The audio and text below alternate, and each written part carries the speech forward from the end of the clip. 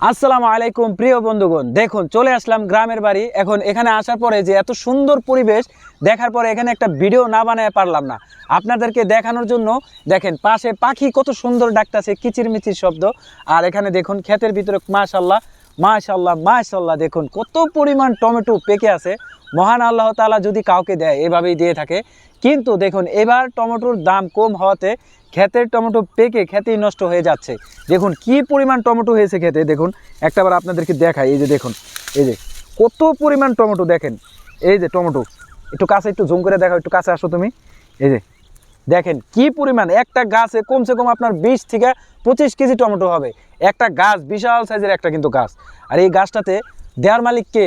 ওই মহান আল্লাহ তাআলা। তাই বলি ভাই, সব কিছু বিশ্বাস রাখবেন ওই আল্লাহর ওপরে, দেখবেন আল্লাহ আপনাকে দিবে, সঠিক সময় দিবে।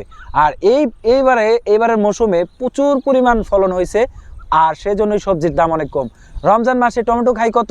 100 টাকা, 120 টাকা, 150 টাকা কেজি, 200 টাকা কেজি। আর এবার টমেটো খাই কত? 5 টাকা কেজি, 10 টাকা কেজি। টমেটো খাওয়ার লোক পাই না। এভাবে যদি নষ্ট হয়ে যায় তাহলে কেমনে? যারা যারা টমেটো খাবেন চলে আসবেন এখানে। ভালো থাকবেন, আল্লাহ হাফেজ।